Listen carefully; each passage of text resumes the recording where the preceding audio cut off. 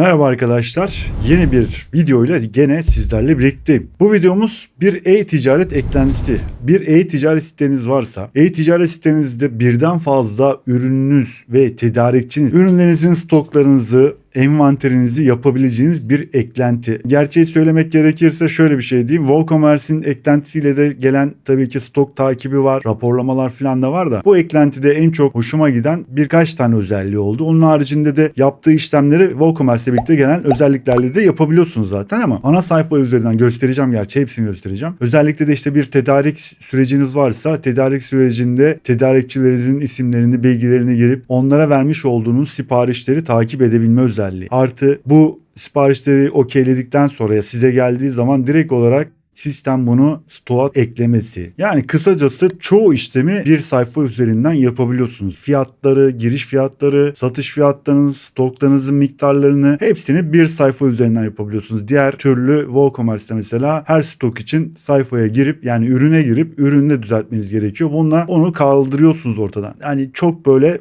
aman aman da bir şey değil eklenti. Ücretsiz sürümünü deneyeceğiz tabii ki. Ücretli sürümüyle neler olur bilemiyorum. Çünkü ücretli sürümde bazı modülleri satın alıyorsunuz. İşte daha da artıyor tabii ki fonksiyonu. Hepsini inceleyeceğiz. Ne yapalım? Gidelim geliştiricinin WordPress sayfasına bir bakalım. Ondan sonra da bir ofisiyel resmi sayfasına gidelim. Modüllerin fiyatlarına bakalım. İşte ne kadar. Demo sayfamızda bir bakarız zaten. Bir şöyle görünümüne bakarız ederiz. Ondan sonra da kurulumuna geçeriz. Hadi gidelim bakalım.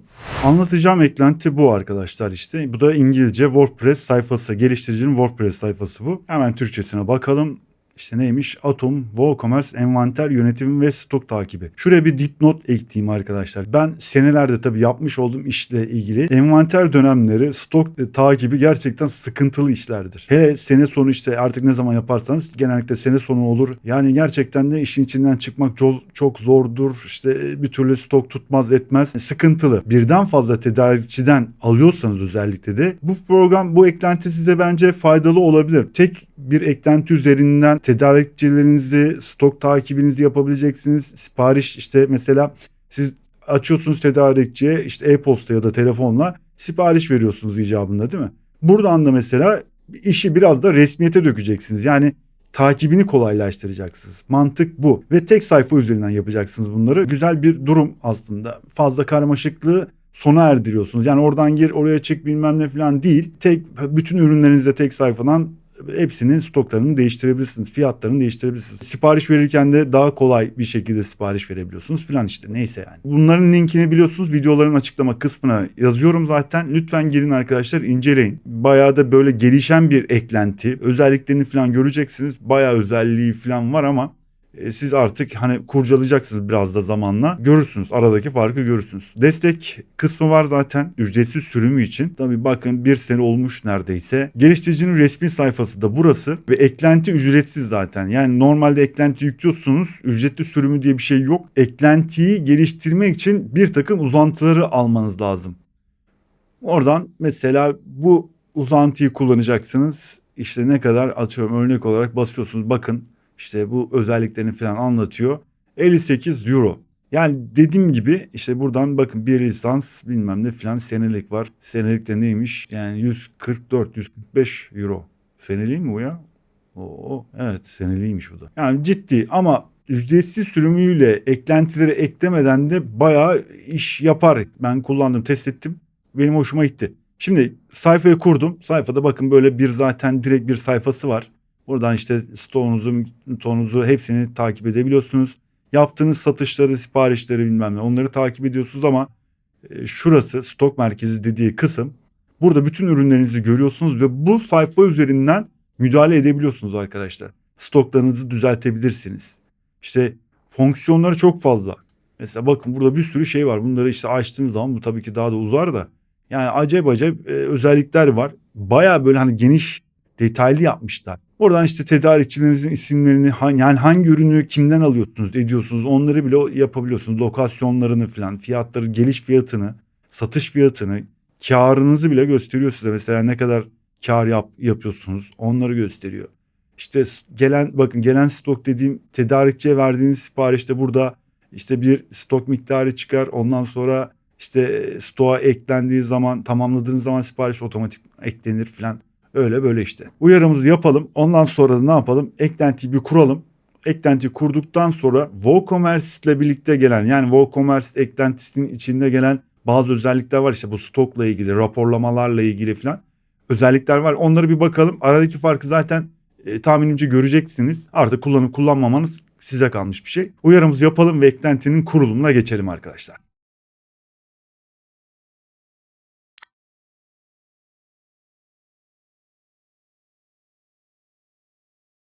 Eklentileri test ettiğimiz sayfamız, e-ticaret sayfamız WordPress, WooCommerce tabanlı, e-ticaret tabanlı WordPress sitemiz bu zaten biliyorsunuz. Burada deniyoruz, testlerimizi yapıyoruz. Gelelim kontrol paneline. Kontrol paneline geldik. Eklentiler kısmına geliyorum. Yeni eklenti ekle diyorum. Buraya eklentimizin ismini yazalım. Hatta şöyle Atom yazalım. Büyük bir ihtimal hemen çıkacak zaten. Eklentiyi kuracağım. 10.000 üzerinde bir etkin kurulum olmuş. 120 tane de 4.5 yıldız diyebiliriz tabii ki. Şu anki WordPress sürümümüzde de uyumlu arkadaşlar. Eklentiyi kuracağım ve etkinleştireceğim. Eklenti kuruldu. Güncelledik diyorum. Eklentiyi kurduk, etkinleştirdik. Şuradan hemen bir başlangıç yapalım ilk önce. Tekrar bir sayfayı yenileyelim. Bakın sol tarafta direkt buraya sekmesi geldi zaten. Atom diye. Hemen üstüne bir basalım şöyle. Bakın karşıladığı alan, yani yeni güncellemeler, upcoming yeni özellikler ne olabilir falan, işte ilginizi çeker falan demiş. İşte ben de barkod dedim. Salladım, gönderdim, kapatalım gitsin. Tamam. Direkt işte bu şekilde bir paneli var zaten. Dashboard dedi, yani kontrol paneli dediğimiz kısım burası zaten. Hemen şöyle bir kısaca menülerine geçeceğim. Ondan sonra da ayarlar kısmına bakacağım arkadaşlar. Hemen Stock Central dediği stokların olduğu alan arkadaşlar. Bunları tabii böyle sürekli çıkacaksa artık vay halimize. Buradan daha şu an tabii ki ürünlerimizi almadık. Nasıl almadık? Ürünlerimiz WooCommerce üzerinde zaten orada. Ama burada da kontrol edebilmemiz için ürünleri artık hani dediğim yetkisini bu eklentiye vereceğiz. Kontrol yetkisini bu eklentiye vereceğiz. Burada göreceğiz. Bu alanda zaten göreceğiz. Burada işte tedarikçilerle ilgili, tedarikçilere verdiğimiz siparişler, inbound, İşte gelecek olan, yolda tedarik sürecinde olan ürünlerimizle ilgili bilgiler burada olacak. Burada tedarikçiler olacak. Bu kısımda kayıt defteri gibi bir kısım var. Burası ayarlar, işte uzantılar. Artık yani eklentinin uzantıları bu şekilde buralardan ulaşabiliyorsunuz uzantılara da bakın. Burada da gösteriyor zaten. Yapacağımız işlem arkadaşlar, ne yapalım? Bir dil dosyasını yükleyelim. Türkçeleştirelim. Ben dil dosyasını çevirdim zaten. Türkçe dil dosyamız var. Hemen onu yükleyeceğim. Türkçe olarak devam edelim eklentiye. Geliyorum. Loco'dan eklentiler kısmına. Eklentimizi buluyoruz. Po yükle denen kısma basıyorum arkadaşlar. Ben hazırladığım için dil dosyasını direkt buradan yükleyeceğim. Eğer olmasaydı ne yapacaktım? Yeni dil olarak Türkçe oluşturacaktım. Ondan sonra çevirilere başlayacak. Hemen dosyamızı yükleyelim. Geliştirici ve sistem kısmına yüklersem dil dosyasını, bakın bunu hatırlatıyorum yine. Güncellemelerde arkadaşlar dil dosyasının silinme ihtimali var. Özel olarak yüklerseniz, yani özel klasörüne, Loco'nun klasörüne yüklediği için güncellemelerden etkilenmez. Ama bazı eklentiler geliştirici ya da sistem üzerinde çeviri yapıyor. Bu yüzden de artık deneyeceksiniz, test yapacaksınız. Önce Loco klasörüne yükleyin. Ondan sonra baktığınız çevrilmiyor. Bunlar Türkçe'ye dönmüyor. Ondan sonra da sistem ya da geliştirici olarak dosyaları taşıyacaksınız. Ben şimdi özel klasöre, yani Loco'nun klasörüne, dil klasörüne yükleyeceğim. Artık değişmezse de sisteme, sonra da geliştirici kısmına taşırız. Dosya seç diyorum ve buradan seçtikten sonra yükle diyorum. Evet. Dil dosyamız yüklendi. Bakalım şöyle olduğu gibi çevirmiş. Tamam, Loco'da bırakacağız. Yani Loco klasöründe kalacak. Eklentiye geçmeden önce WooCommerce ile birlikte, eklentiyle birlikte gelen özelliklerde, işte raporlarda, analiz kısımlarında stoklarla ilgili bazı bilgiler var. Onları göstermek istiyorum ki ondan sonra da eklentimizin özelliklerine geçelim. Şimdi WooCommerce'te arkadaşlar öncelikle stok kontrolünü açmanız lazım. Onu da nereden açacaksınız? Ayarlar kısmına geliyorsunuz. Eğer stok kontrolünü açmadıysanız zaten stok takibi yapamazsın. Ürünler sekmesine geliyorum. Ürünler sekmesinde stok kısmına giriyorum. Bakın, stok yönetimini etkinleştir diye bir bölüm var, alan var yani. Bunu açmanız lazım arkadaşlar.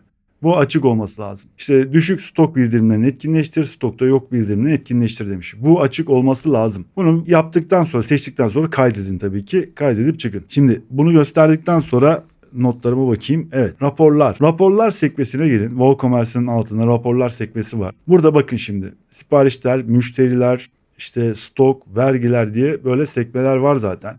Göreceksiniz. Stok kısmına bastığında eklentinin bu özellikleri var zaten. Eklediğimiz eklentide WooCommerce'te de var ama buradan her ürüne stok değişiminde işte tekrar her ürüne gireceksiniz, çıkacaksınız bilmem ne falan, bayağı uzun iş.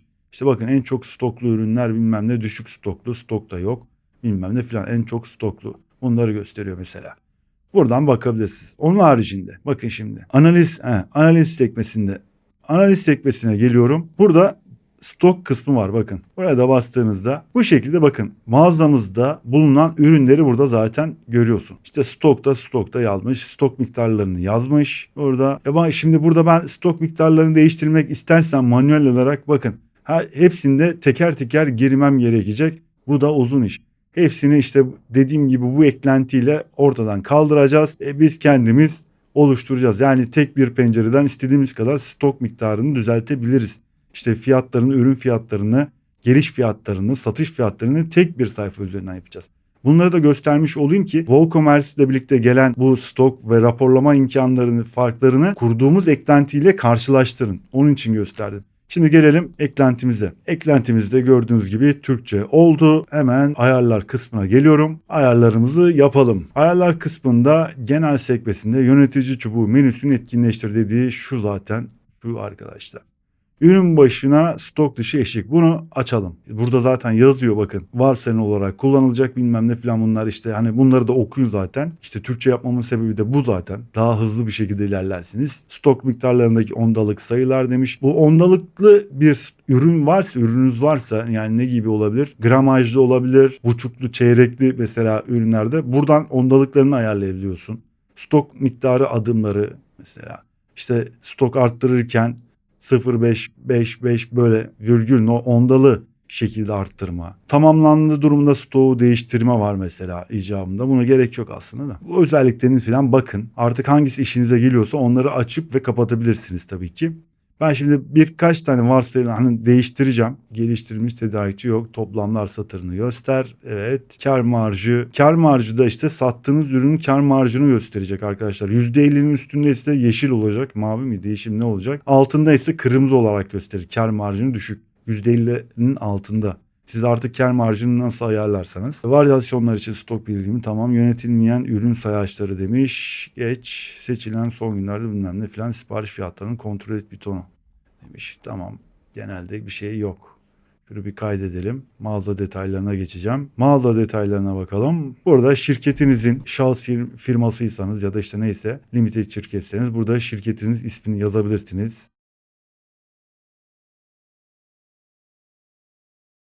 Gelişmiş sekmesine bakalım. Hesaplanan özellikler Chrome. Şimdi eklentide şöyle bir şey var arkadaşlar. Yaptığınız değişiklikler anında bazen geçmeyebiliyor. Sürekli yani bir değişiklik yaptığınızda araçlar kısmına gelip ön bellekleri falan temizlemeniz lazım. Onu da göstereceğim gerçi ama bunu şu an açmıyorum. Ama açacağım, birazdan açarım. WooCommerce sipariş ürününü arama tablosunu kullanın demiş. Tamam, bunu açık açtık.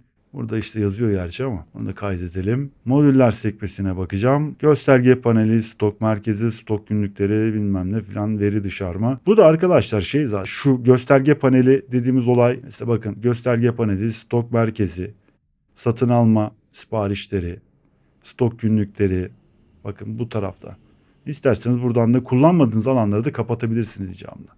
AutoMAPI yani bunu zaten kullanmıyoruz. Barkodlar demiş. Barkod alanları yani kalsın, açık kalsın. Böyle kaydedelim. Stok merkezine bakalım. Stok merkezinde de tabloda yani o gösterge panelinde nelerin görünmesini istiyorsanız mesela buradan seçebilirsiniz. Buradan gerçi panelden de seçip açabilirsiniz, kapatabilirsiniz. Onda sıkıntı yok. Sayfa başına ürünler demiş. Bunu 50 yapacağım. Yeniden sipariş vermek için günler demiş. Bu 14G varsayılan geliştirici satırlar. Bunu açmayın. Açarsanız bu sefer varyasyonlu ürünlerin hepsini de açıyor bu sefer. Haddinden fazla uzun bir listeniz olabilir. Varyasyonlu ürün çok kullanıyorsanız tabii ki. Bunu da tamam, bu şekilde kaydettim. Görsel ayarlarımıza bakalım. Burada işte kullandığınız stili, karanlık mod var. İşte böyle şey var. Renkli mekli, yüksek kontrastlı. Bu şekilde de ben bunu seçtim. Zaten varsayılan olarak bu geliyor. O yüzden de değiştirmeyeceğim. Karanlık moda falan geçmeyeceğim yani. Çok karanlık oluyor bu sefer de. Yüksek kontrastlı. Bunu da seçebilirsiniz aslında. Neyse. Bu şekilde kalsın. Araçlar kısmı. Şimdi burası önemli. Neden? Burada arkadaşlar yaptığınız değişiklikleri mesela güncellemek için bunları kullanmanız gerekiyor. İşte stok yönetimini, yönetilmeyen stok yönetimi şimdi işte güncellediğinizde bakın ne diyor? WooCommerce'ın tüm ürünler için ürün düzeni stok yönetimi bir kere de güncelliyorsun. Atom stok kontrolü güncellenmiş. Stok kontrol stoğu. Bakın bu şekilde bunları işte güncelle dediğinizde şu an hiçbir ürünümüz yok zaten sayfada göreceksiniz. Ön belleğlerini artı yapılan işlemleri temizlemek için bunu kullanmanız gerekiyor. Şimdi şöyle bir daha bakacağım. Bakın gösterge paneline bir daha geliyorum. Hatta stok merkezine geleyim pardon. Bakın herhangi bir ürünümüz yok şu an. Normalde ürünlerimiz var. Bir sürü ürün var yani. WooCommerce ürünler sekmesine geldim. Gördüğünüz gibi bayağı ürünümüz var zaten. Şimdi bu ürünleri ben kontrolüne bu eklentiyi alacağım şimdi. Nasıl alacağım? Burada da zaten söylüyor size bakın bunu 3 şekilde yapabilirsiniz. Ürün verileri bölümündeki her ürün düzenleme sayfasında bulacağınız Atom kontrol anahtarını kullanarak. Arkadaşlar ürüne geldim tüm ürünlerde mesela bir tane ürüne geldiniz. Bunu mesela yeni ürünler eklediğinizde ürün sayfasını hazırlarken de yaparsanız daha kolay olur aslında. Bakın stok yönetimi bu ürün için stok miktarını takip edin. Normalde açık değil bu zaten bakın. Açtım. Buna bir tane stok verelim. Miktar verelim. 100 diyorum. Mağaza genelinde eşik 2 tamam düşük bilmem ne falan. Bakın stok dışı eşik. Mağaza çapında eşik 0. 0'da evet 0 kalacak zaten. Tedarikçi ekleyebiliyorsunuz. Tedarikçinin size gönderdiği mesela ürünün ayrı bir SKO yani ürün numarası gibi bir şey düşünün. Ürün barkodu gibi bir şey düşünün arkadaşlar. Sizin de sattığınızda mesela farklı bir SKO oluşturabilirsiniz. Yani ürün numarası oluşturabilirsiniz mesela. Buraya geldiği zaman mesela takip olarak hani mantık yani öyle düşünün. Size gelen tedarikçiden gelen ürünlerin takibi olarak kolaylık sağlar. Ürün numarası. Burada da ürün barkod numarasını falan yazabiliyorsunuz mesela. Öyle bir güzel özellik eklemişler aslında. Şimdi bunu 100 yaptık, açtık. Atom envanteri diyor bakın. Atom envanteri. Atom kontrol anahtarı. Burada da yazıyor bakın. Atom eklensin bu ürünün istenilene sayaçlarına istatistiklerine dahil etmesine izin vermek için düğmeyi açın veya kapatın demiş. Gördüğünüz gibi. Buradan da mesela ürün bazında da yapabilirsiniz arkadaşlar. Lokasyon kısmı da burada. Eğer bu ürünü İstanbul'daki bir tedarikçiden alıyorsanız buraya İstanbul lokasyonu açtığınızda bu ürünü İstanbul'daki bir tedarikçiden aldığınızı anlarsınız. İstanbul'da olduğunu. Tedarikçinin İstanbul'da olduğunu anlarsınız. Onu da ürün bazında göstermiş oldum. Şimdi tekrar geliyorum stok merkezine. Onu bir güncellesin. Stok merkezine geldik. Bakın stokta var. Bir tane açtığımız için bir tane ürünü gösteriyor. Şimdi ben bu ürünlerin hepsini nasıl alacağım arkadaşlar? Geliyoruz ayarlar kısmına. Ürünlerimizin hepsini alacağız. Araçlar kısmına geldim. Stok yönetimi. Şimdi güncelle diyorum. Çalıştır. Tamam. Atom stok kontrolünü güncelleyin. Şimdi güncelle diyorum. Çalıştır. Tamam. Şimdi temizle diyorum. Çalıştır. Tamam. Şimdi güncelleştir diyorum. İşlenmiş 26 tane ürün. Bakın. Tamam dedim. Şimdi temizle diyorum. Tamam. Şimdi tekrar stok merkezine gidiyorum. Şu an 26 tane ürünümüz var arkadaşlar. Yani 26 tane ürünü ne yaptık? Eklentinin kontrol merkezine getirdik. Sistemine getirdik şimdi. Bakın burada çoğunun zaten stok miktarı yok. Açılmamış etmemiş zaten. Bakın soru işaretleri var. Bakın WooCommerce tarafından stokta var ama WooCommerce tarafından yönetilmiyor bilmem ne falan demiş. Gördüğünüz gibi. Şimdi şu gösterge paneline bir daha geleceğim. Bakın 125 satın alma fiyatı bir stokta bulunan ürünler. Yani stok olan ürünler 16 stokta var demiş. Stok değeri çünkü alış fiyatlarımız falan yazılı değil. O yüzden de onları hani fiyatını belirtemiyor. Buradan varyasyonlu ürünleri bu şekilde gösterir. Şöyle açılır. Bunların stokları yok arkadaşlar görüyor musunuz? Yok. Şimdi ben bunları nasıl stok adayacağım? Bunlara nasıl işte fiyat vereceğim? Hepsini seçiyorum. Diyorum ki WooCommerce stok yönetmesini etkinleştir. Seçtim. Toplu işlem. Yapsın bakayım. Dedik. Bakın mevcut stoklar hepsi açıldı arkadaşlar. Buradan şimdi rakamları istediğim gibi değiştirebilirim. Örnek olarak bakın şimdi. Keten beyaz şapka. Hepsinden ben 100'er tane var diyorum. Bakın. Stok verileri kaydet. Tabii ki kaydedeceğiz. Kaydetmeden önce böyle kırmızı gözükür zaten. 100 dedim. Kaydet diyorum. Varyasyonda sizin kafanızı karıştıracak kısım bu aslında. Normalde bakın burada 100 var. Burada 400 var. Ama bizim aslında 400 tane var. Bunu ne yapacaksınız? Sıfırlayın. Öyle bir şey yok yani. Toplamda zaten 400 tane ürününüz var zaten sizin varyasyonda. Onu da göstereyim de unutmadan. Şimdi altındaki fincan, bunu da mesela burada stok miktarlarının hepsini değiştirebilirsiniz. İstediğiniz gibi yazabilirsiniz.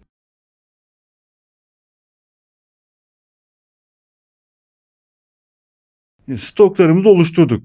Bütün ürünlere 100'er tane ekledik. 100 tane. 100'er tane adet yani ürünümüz var. Bu şekilde bakın, normalde yoksa hepsine tek tek girmeniz lazımdı ve hepsine böyle adet yazmanız gerekirdi. Buradan tek sayfa üzerinden çok basit bir şekilde stoklarımızı yazdık. Şimdi brüt kar, satın alma fiyatı, bunlar da önemli. Neden şimdi önemli diyeceksiniz. Bakın şimdi satış fiyatımız 350 liradan indirimli 300 lira olmuş. Burada isterseniz ürünlere indirim de verebilirsiniz. Bakın tarih de verebilirsiniz. Hiç ürün sayfasına girmeden arkadaşlar. Yani bu kadar kolaylaştırıyor. Satın alma fiyatı. Satın alma fiyatı örnek olarak 50 lira diyorum. Şimdi brüt karımız ne olacak? Bakın. Gördüğünüz gibi 50 lira ürün alıyoruz. 300 liradan satıyoruz. %83'lük bir kar marjı veriyor bize. Buradan bunları da takip edebilirsiniz. Güzel yapmışlar bu olayı da. Şimdi şunu, stok dışı eşik, düşük stok eşiği 2 tane olduğu zaman arkadaşlar bize uyarı versin. 0 olduğu zaman da stoğun bittiğini söylesin bize. Stok dışı eşik 0. 0'ın altında artık ürün satmasın yani. Bu şekilde stoğumuzu ayarlayabiliyoruz. Şimdi ben bunları hızlıca aslında doldurayım. Bu alanları doldurayım. Çünkü ondan sonra da diğer bölümlere geçeceğiz arkadaşlar. Tedarikçiler bölümü var. Satın alma siparişi var. Bunları göstermek istiyorum size. Bu özellikleri göstermek istiyorum. Çünkü bu eklentide en çok hoşuma giden kısımlardan biri bunlar oldu. Tedarikçiler ve satın alma siparişleri falan. Bir de bu alan oldu zaten. Buradan direkt olarak hızlı bir şekilde ürünlerimi, fiyatlarını, stoklarının hepsini düzeltebiliyorum. Bu yönden bence iyi. Yani sırf bu düzeltmeden dolayı bile bu eklentiyi kullanabilirim. Neden? Öteki türlü dediğim gibi çok böyle şey olacak. Gir çık her ürüne bilmem ne falan sıkıntısı olacak. Ve artı şey de var. Şöyle bir şey var arkadaşlar. Envanter sayımlarında mesela şöyle bir şey yapabilir. Bakın, verileri dışa aktar dediğinizde mesela buradan neyi seçmek istiyorsanız tabii ki yani kullanacağınız mevcut stok alanı. Diğerlerini mesela kapatırsınız. Yalnızca stok adetleri çıkar. Mesela bunu da 50 yapayım hatta. Bakın şimdi onu dışarı yüklüyor. Yani gönderiyor şimdi PDF olarak. Yani sayımlarda mesela dediğim gibi yalnızca şu sütunu bile kullansanız sayım yaparken işinizi görür. Bakın. Bu bile önemli çünkü biz envanter dönemlerinde böyle bir liste çıkarırdık. Ürün listemizi, raflardaki işte ürünler falan, hangi rafta hangi üründen kaç adet var bilmem ne falan. Onlar sayılırdı mesela. Çok uzun işler mesela, çok karmaşık işlerde falan. Bu şekilde böyle bir kolaylığı da var. Bence bu da güzel bir işlem. PDF olarak çıkarması size de. Güzel yapmışlar onu da yani. Ben bunları bir doldurayım şimdi. Bir alış fiyatlarını bilen onları ayarlayayım. Ondan sonra da tedarikçiler kısımlarına bir geçelim. Bir bakalım arkadaşlar. Ürünlerin satın alma fiyatlarını ve satış fiyatlarını falan ayarladım. Stoklarını zaten ayarladık. Şimdi bize ihtiyacımız olan bir takım kısımlar. Yani tedarikçi bölümüne tedarikçileri oluşturmamız lazım ki buradan tedarikçilerimizi seçelim. Hangi ürünün hangi tedarikçiden geldi. Bu SKU işte SKU yani barkod falan bunlarla uğraşmayacağız. Bir de lokasyon işte lokasyon kısmını. Şimdi işin ilginç yanı bakın. Eklentinin menü sekmesinde lokasyonlarla ilgili bir şey yok. Lokasyon nerede arkadaşlar? Nereye not almışım? Ürünler sekmesine geliyorsunuz bakın atom lokasyonları. Burada. Aslında bunun da burada olması lazım gibi geldi bana mantıken düşündüğünüzde. Neye alakası var? Bunun burada olmasının. Bakalım lokasyonlarımızı oluşturduktan sonra da tedarikçiler kısmına geçeceğiz çünkü. Hemen lokasyonları oluşturalım. 3 tane lokasyon oluşturdum. Tekrar geldim gösterge panelimize. 1600 tane ürünümüz var. Tabii ki stokların toplamı 1600 tane. 86 bin lira değerinde stok değeri var arkadaşlar. Bunları da şu şekilde bakın, kayıp satışlar demiş ya, bunu aldım mesela şuraya attım. Siparişleri buraya aldım. Promosyon satışları buraya aldım. Bu şekilde de modül bunları değiştirebilirsiniz. Grafik tarzı gösterebilirsiniz. Satışlar, kayıp satışlar, siparişleriniz bu yıl, önceki ay, bu şekilde mesela gösterebilirsiniz. Video eğitimleri. Video eğitimleri de buradan da çok fazla, gerçi video eğitimi ben bulamadım. O yüzden bunu kaldıracağım. Geliştiricinin yani YouTube'da. Gerek yok. Buradan bakın dokümanlara yani belgelere falan ulaşabilirsiniz. Eklentilere ve artı bir de forumları var. Orada da sıkıntılarınızı, sorunlarınızı paylaşabiliyorsunuz. Yardımcı olmaya çalışıyorlar. Gösterge panelinde kısaca bir değinelim yani. Stok merkezine tekrar geldim.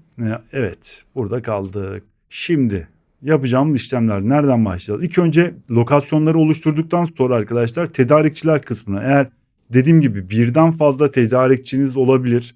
Bunlarla işte ürün alışverişini takip etmek için bence çok büyük kolaylık olacak sizin için. Ben tavsiye ederim yani. Yeni tedarikçi ekle diyorum. Böyle burada tedarikçi ile ilgili bilgileri yazabilirsiniz arkadaşlar. Mesela ne diyelim? Şimşek Ticaret.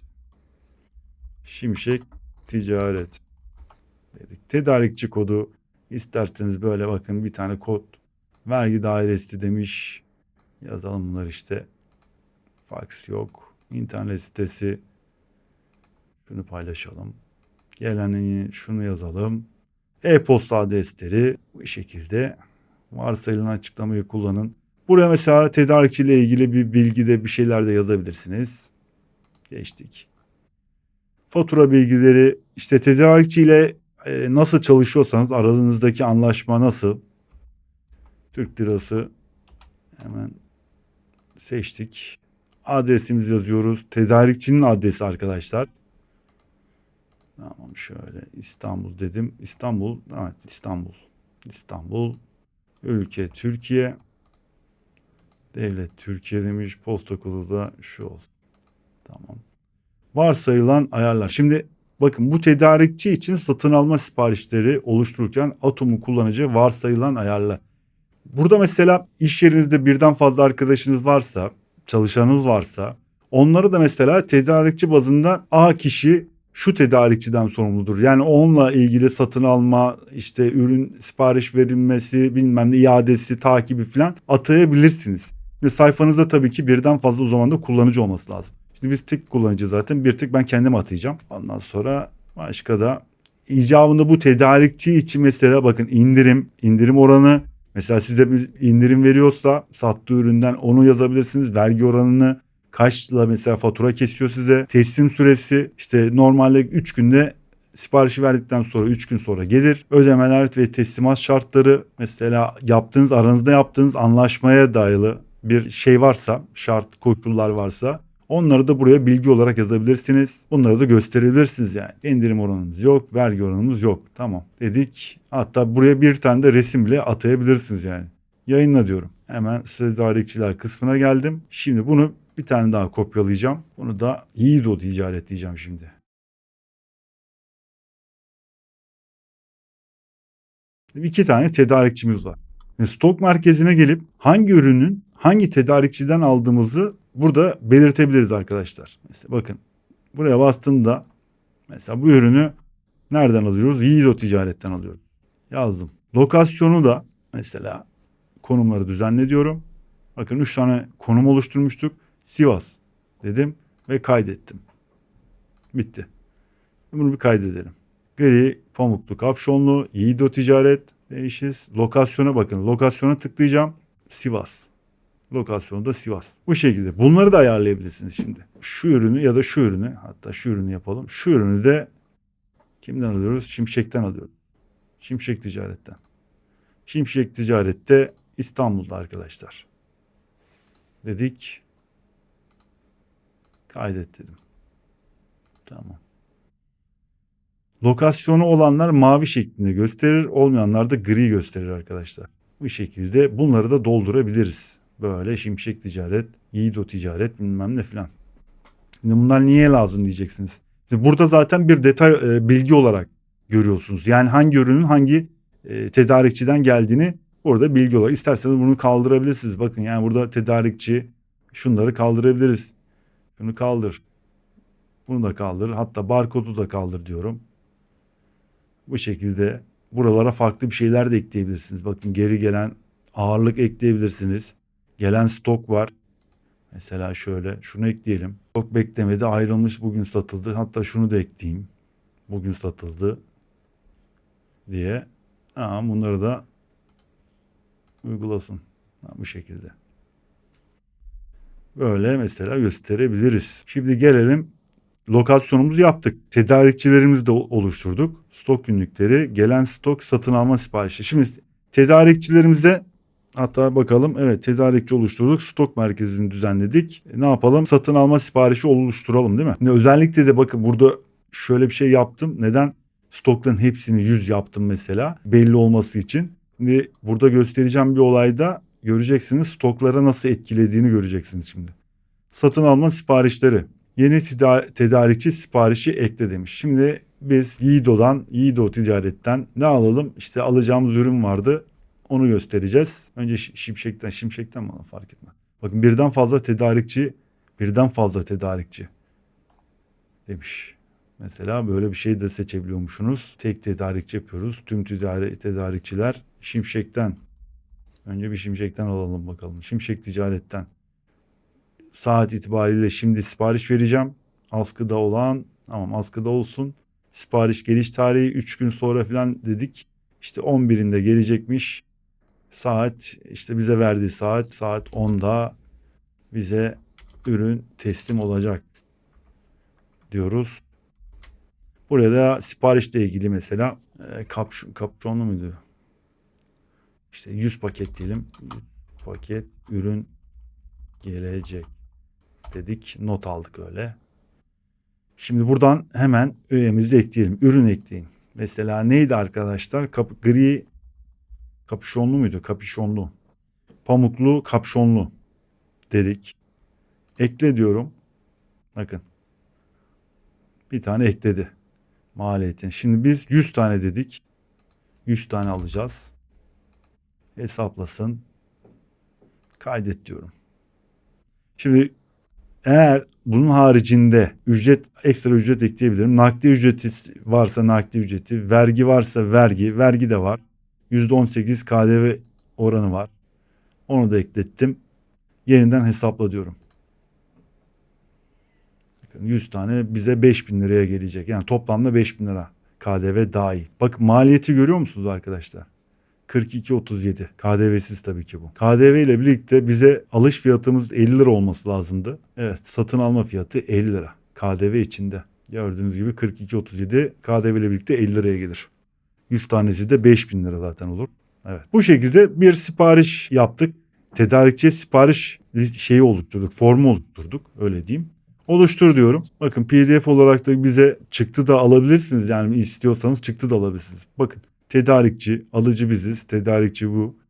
EPA mağaza satın alma siparişi. Sipariş no 2416 demiş. Bize bu şekilde güzel bir PDF de oluşturuyor aslında. Ücretsiz sürümü, bakın bunlar ücretsiz sürümle yapılan işlemler. Sipariş notu da ekleyebilirsiniz mesela. 100 adet ürün gelecek dedik. Satın alma siparişlerine bir dönelim. Bakın, askıda ve herhangi bir şey gelmedi. Depomuza gelmedi. Gelen stok bakın bekleniyor şu an. 100 tane ürün bekleniyor. Siz telefonla verdiniz ya da e-postayla bildirdiniz. Buraya da işlediniz. Bakın, envanter işte tutuyorsunuz, defter tutuyorsunuz bir yerde, öyle düşünün. Ne yaptık? 100 adet siparişi verdik. Stok merkezine döneceğim. Bakalım, kapşonlu. Gelen stok şu an 100. Hala mevcut stokta 100 var. Gelen stok 0 gözüküyor. Ayarlara gideceğim. Ayarlarda araçlar kısmına geleceğim. Burada şunu bir çalıştıracağım. Şunu da çalıştıracağım. Bir de şunu çalıştırayım ya. Çalıştır. Tamam. Bitti. Stok merkezimize bir daha şöyle bir yenileyelim şunu. Bakın. İşte burada yani şöyle bir sıkıntı var. Dediğim gibi bunu her seferinde yapmanız gerekecek bu sefer yaptığınız işlemlerde. 100. Gelen stok 100 tane gözüküyor şu an. Yani yolda. Tedarik sürecinde aslında şu an. Daha yolda da değil aslında da. Tedarik sürecinde. Bu şekilde ayarlar kısmına gidip yenilemeniz gerekecek. Ama bunu da işte belli saatler aralıklarla da yapabilirsiniz. Şimdi gelen stok 100 tane gözüküyor. Şimdi gelen stok. Satın alma siparişimize gidelim. Bakın. Askıda diyor. Gelen stok diyor, yani inbound dediğimiz şu an 100 tane siparişi verilen. Stok günlüklerine bakalım, var mı bir şey? Şu an herhangi bir şey yok, bakın. Gelen stok, satın alma siparişleri. Şimdi bunu değiştireceğim. Bunu arkadaşlar toplu işlemler, askıda olarak işaretle, sipariş olarak işaretle, yolda olarak bakın. Sipariş olarak işaretle, Yolda olarak işaretle, tedarik sürecinde olarak işaretle. Ya buradan da değiştirebilirsiniz. Biz farzı misal ürün geldi ve aldık ürünü. Bu şekilde uygulatıyorum. Aldık yani ürünü. 100 tane ürün geldi. Stok merkezine bir daha gideceğim. Mevcut stok 200'e çıktı arkadaşlar, bakın. Aldıktan sonra otomatik olarak stoğunuzu 100 tane daha ekledi. Gelen stoka bakalım. Okeylendiği için bitti. Orada artık herhangi bir şey gözükmüyor. Stok günlüklerine bakalım. Burada da herhangi bir şey gözükmüyor. Şimdi stok günlüklerinde şöyle bir şey yapabiliriz. Yeni günlük ekle diyorum. Stokla ilgili bir sıkıntı var. Yani bir sıkıntı buldunuz ya da hasarlı bir durum var. Müşteri iadeleri var. Mesela bakın. Ya da stokta belli bir kısmı ayırmanız gerekiyor. Müşteri iadeleri, depo hasarı, gönderide kayboldu bilmem ne filan. Bunları da mesela arkadaşlar ayarlayabiliyorsunuz. Nasıl? Şimdi depo hasarı. Şimdi biz bir tane sipariş oluşturduk. Depo hasarı demeyelim de müşteri iadeleri mi diyelim. Gönderide kayboldu diyelim. Ya da nakliye şirketi demiş. EPA Kargo. Not aldım. Beklemede kalsın. Sipariş kimliğine göre. Son sipariş numaramız kaçtı bizim? Bakalım çıkacak şimdi. 2302 2411. Tamam. Evet. 2411. Siyas bir tane 254. 2411 WooCommerce siparişlere bir girelim. 2411 bir tane göndermişiz. Yemen'e göndermişiz. Her 45 toplam gri kapşonlu 254 lira. 2411 750 lirada kargo. Şimdi bunu mesela arkadaşlar şöyle bir şey yapabilirsiniz. Gönderide kayboldu. Ben ne yapacağım şimdi bunu? Ne yapmam lazım? Baktığınız zaman yeniden hesapla desem, bakın inventory log toplam 0 diyor ya. Yeniden hesapla. Buraya şey eklememiz lazım. 1050 lira toplamda. Ben bunu düşüyorum. Yani gitmedi aslında. Ürün gitmedi. Gönderi de kayboldu. Envanterinizi düzeltmeniz için arkadaşlar bu şekilde mesela ben bunu yaptığım anda bakın ne olacak şimdi. 2400 1050 lira dedik. Oluştur diyorum. Beklemede. Hemen stok günlüklerine geliyorum. Bakın beklemede duruyor. 2411 stok merkezimize hala 200'de gözüküyor mesela. Bunu düzenle diyeceğim şimdi. Düzenle. Beklemede değil, tamamlandı olarak artık yani işlemler bitti etti. Ürün kargoda kayboldu kardeşim. Bitti. Güncelle diyorum. Güncelledik. Buradan bakın stokları arttırın, stokları azaltın dediğinizde stokları arttırın demeyeceğim. Çünkü ürün yok. Stokları da azaltın dersem bu sefer ben ürünü bir daha göndermek zorunda kalmayacağım. Stokları azaltın. Evet. Bir tane daha göndereceğiz sonuçta. Stokları başarıyla düşürüldü diyor. Hemen bir stok merkezine gidelim. Kontrol edelim. 199'a düştü. Eklentiyi biraz böyle kurcaladığınızda böyle güzel şeyler çıkıyor açıkçası. En çok hoşuma giden kısımlardan burada mesela tek sayfa üzerinden her şeye müdahale edebiliyor. Hemen hemen her şeye böyle stokla ilgili bilmem ne. Her şeye müdahale edebiliyorsunuz. O yönden benim hoşuma gitti. Tedarikçileriniz varsa, birden fazla tedarikçiniz varsa ve birden fazla böyle değişik ürünler falan satıyorsanız bunların takip etmek, güncellemek, fiyatlarını güncellemek, İşte isterseniz buradan indirim bile hani oluşturuyorsunuz. Bakın 350'den 300'e tarihli indirim bile yapabilirsiniz. Buradan işte ne gelmiş, 100 tane ürün gelmiş. Mesela eğer bu ürünle ilgili bir sipariş olduğu zaman burada mesela ne kadar ürün satıldığına dair görebilirsiniz. Hangi üründen ne kadar satıldığına dair. Yani bu kolaylıkları sağlıyor açıkçası. Onun haricinde hani ne diyeceğim, daha başka söylenecek bir şey var mı? Yok. O kadar zor bir eklenti değil. Eklentiyi inceledik arkadaşlar. WooCommerce ile birlikte gelen bu raporlar, analiz kısımlarındaki stok işte olsun, müşteri kısımlarının falan, fiyatları falan takip kısımları olsun. Bunlarla hani kıyasladığınızda ne gibi kolaylıklar olduğunu görebilirsiniz. Videoda da söylediğim gibi birkaç tane bölümü benim hoşuma gitti. Kullanılabilir en azından. En basitinden bir stok sayımı, envanter sayımında falan böyle kullanabileceğiniz çıktılar da alabilirsiniz. Ürünlerin işte stok miktarları ile ilgili ve artık işte kısa yollarla stok miktarınızın, depoda bulunan ürünlerinizin stok miktarlarının bedellerinin de en azından ne kadar bedelde olduğunu, bunları da görebilirsiniz. Biraz böyle kurcaladığınızda, daha detaylı kurcaladığınızda daha farklı şeyler de çıkabilir ortaya. Neden olmasın diyorum. Umarım faydalı bir video olmuştur. Elimden geldiğince anlatmaya çalıştım. Bazı arkadaşlarımız da bu konuyla ilgili muhakkak bir çalışma yapmışlardır. Ben biraz daha detaylı anlatmak istedim. Elimden geldiğince de bir şeyler yapmaya çalıştım. Bir sonraki videoda görüşmek üzere. Kendinize iyi bakın. Hoşça kalın diyorum. Lütfen abone olmayı unutmayın. Videoyu beğendiyseniz de bir beğeni ve yorum yazarsanız çok sevinirim. Hoşçakalın.